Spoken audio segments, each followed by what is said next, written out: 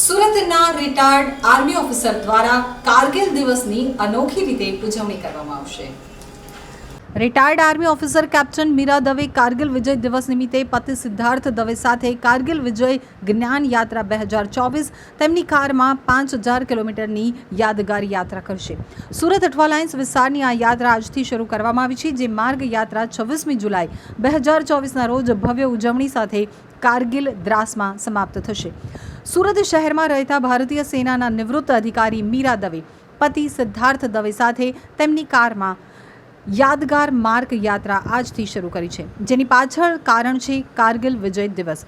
26મી જુલાઈ 2024ના રોજ કારગિલ વિજય દિવસની 25મી વર્ષગાંઠ છે, જેને યાદગાર બનાવવા માટે કેપ્ટન મીરા દવે આ યાત્રાની શરૂઆત કરી છે। તેઓ 26 જુલાઈના રોજ કારગિલ ખાતે કારગિલ યુદ્ધ દરમિયાન ભારતીય સશસ્ત્ર દળોની બહાદુરી અને બલિદાનનું સન્માન કરશે અને ભારતની જીતની 25મી વર્ષગાંઠની ઉજવણી કરશે। કેપ્ટન મીરા દવે જણાવ્યું હતું કે કારગિલ ખાતે જે કાર્યક્રમ આયોજિત કરવામાં આવ્યા છે ત્યાં જેઓ જનાર છે। આ યાત્રા સુરતથી શરૂ થઈ રાજસ્થાનના જયપુર, શ્રી ગંગાનગર અને ત્યારબાદ પંજાબના ભટિંડા, અમૃતસર, જમ્મુ કાશ્મીરના જમ્મુ, શ્રીનગર અને ત્યાર પછી કારગિલના દ્રાસ સુધી પહોંચશે।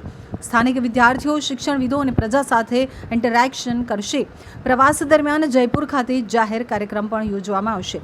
તો સિદ્ધાર્થ દવેએ જણાવ્યું હતું કે જયપુર ખાતે કારગિલ યુદ્ધના હીરો મહાવીર ચક્રથી સન્માનિત રાજપૂત રાઇફલ્સના દિગેન્દ્ર કુમાર હાજર રહેશે। આ યાત્રા રોડ યાત્રાનો ઉદ્દેશ્ય જાગૃતિ અને પ્રેરણા આપવાનો, બહાદુરીની ગાથાઓ અને કારગિલ વિજય દિવસના મહત્વને શેર કરવાનો છે। માર્ગ યાત્રા 26મી જુલાઈ 2024ના રોજ ભવ્ય ઉજવણી સાથે કારગિલ દ્રાસમાં સમાપ્ત થશે। કારગિલ વિજય જ્ઞાન યાત્રા 2024 કારગિલ યુદ્ધના નાયકોને શ્રદ્ધાંજલિ અર્પણ કરે છે અને સાથે તે ભારતના નાગરિકોમાં દેશભક્તિ અને જાગૃતિને પણ પ્રોત્સાહન આપે છે।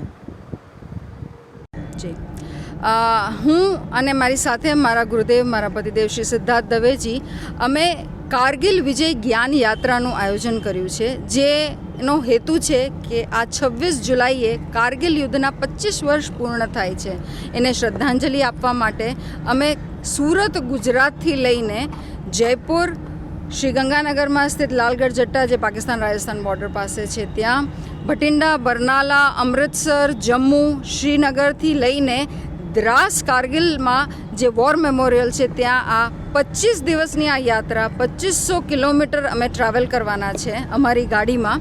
અને આ આખી યાત્રા દરમિયાનમાં જે સ્ટોપ્સ છે ત્યાં અમે યુનિવર્સિટીના સ્ટુડન્ટ્સ સાથે અને નાગરિક સાથે આપ સૌ મીડિયાના માધ્યમથી અમે એમની સાથે ઇન્ટરેક્ટ કરવાના છે। એની પાછળનો મૂળ બે ઉદ્દેશ્ય છે। એક એ છે કે કઈ રીતે આપણા વીરોએ વીરગતિ પ્રાપ્ત કરી, પોતાનું બલિદાન આપીને આપણા ભારતની રક્ષા કરી કારગિલ યુદ્ધમાં, એમને શ્રદ્ધાંજલિ આપવાની છે અને એમના આ વીર સ્મરણો કરવાના છે। સાથે સાથે કઈ રીતે એક નાગરિક તરીકે તમે પોતાનો ધર્મ નિભાવી શકો, તમે એક સૈનિક તરીકે પોતાના દેશની રક્ષા કરી શકો।